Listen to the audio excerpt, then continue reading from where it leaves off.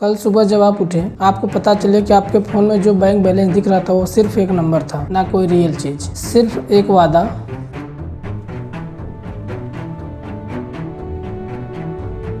लेकिन सवाल ये है, अगर कल सब इस वादे पर भरोसा करना छोड़ दे तो क्या आपका पैसा भी गायब हो जाएगा? ये कहानी उस दिन की है जब पैसे की कोई वैल्यू नहीं बची। तो क्या हम ऑलरेडी उस दिन के बहुत करीब हैं? हजारों साल पहले पैसा कोई कागज नहीं था, सोना चांदी कुछ चीजें ये सब आपके पैसे के रूप में थे, जिसका वेट था, जिसका कलर था, जिसको हम महसूस कर सकते। लेकिन जैसे जैसे राज्य बढ़े, युद्ध महंगा हुआ और सरकारों को एक प्रॉब्लम हुई। सोना कम था, खर्चा ज्यादा। उन्होंने एक सलूशन निकाला, कागज का पैसा। पहले लिखा गया इस कागज के पैसे के बारे में, इस कागज के बदले सोना मिलेगा, और लोग मान गए क्योंकि भरोसा था। सोचिए एक सिनेमा हॉल है जिसमें 100 सीट्स हैं और 500 टिकट बेच दी गई। जब तक सब एक साथ ना आए तब तक सिस्टम चलता रहेगा। बैंकिंग सिस्टम भी ऐसा ही है। बैंक के पास आपका पूरा पैसा नहीं होता, वो आपका पैसा किसी और को लोन पे दे देता है, और वो फिर किसी और को दे देता है, और वो फिर किसी और को। इसी तरह हवा में पैसे बनते रहते हैं। लेकिन सबसे बड़ा ट्विस्ट 1971 में आया, जब अमेरिका ने कहा कि डॉलर के बदले सोना नहीं मिलेगा। बस उस दिन दुनिया ने रियल पैसा खो दिया। पैसा सिर्फ एक चीज पर टिक गया है, भरोसा। जब भरोसा टूटता है तो सिस्टम गिरता है। वेनेजुएला, जिम्बाब्वे, जर्मनी में ऐसे दिन आ गए थे, लोग पैसा लेकर रोटी खरीदने जाते थे और बिना रोटी के ही घर वापस चले आते थे, क्योंकि पैसा इतना सस्ता हो चुका था जिसकी कोई वैल्यू नहीं थी उस समय। ये कोई कहानी नहीं है, ये हिस्ट्री है।